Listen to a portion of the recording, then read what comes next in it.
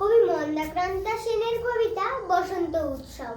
বসন্তকাল আসলে পরে গাছগাছালির মজা, সবাই মিলে উড়িয়ে দিল কিশলয়ের ধ্বজা।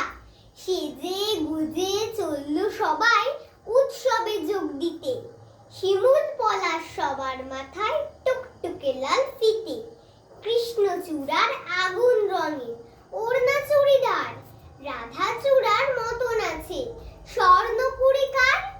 জারুল পারুল ভাই বোনেরা করছে কি হাঙ্গামা, ওদের যে চাই গোলাপি আর বেগনি রঙের জামা। আলোক সজ্জা নইলে কি আর এমন শোভা খোলে, অমল তাসের ডালে সোনার ঝাড় লণ্ঠন দোলে।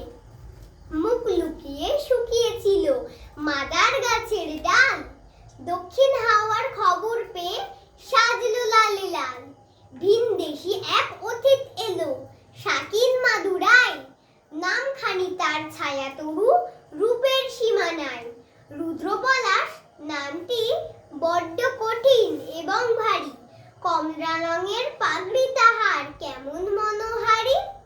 এমনিতর নানান সাজে সেজে সকল গাছ, সবাই মিলে করল শুরু মহোৎসবের নাচ।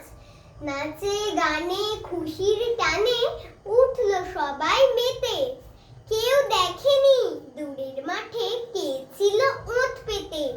হিংসুটে এক কালবৈশাখী হঠাৎ এলো তেড়ে, ঝাঁপিয়ে পড়ে গাছগাছালির শয্যা নিল কেড়ে।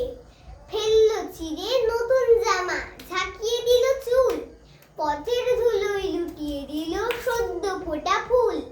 ধ্বংসলীলা সাঙ্গ করে উধাও হলো শেষে, কেন এমন দুঃখ এলো হাসি খুশির দেশে।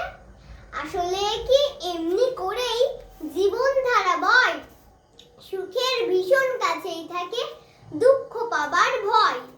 ফুল ফোটানোর মাসেই আসে কালবৈশাখীর হানা, বিপদ কোথায় লুকিয়ে থাকে যায় না তাকে জানা।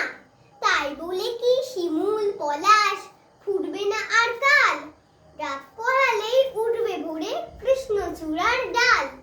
হিংসুটে ঝড় আজকে যাদের হাত পা দিল ভেঙে, কালকে তারাই নতুন রঙে উঠবে আবার রেঙে।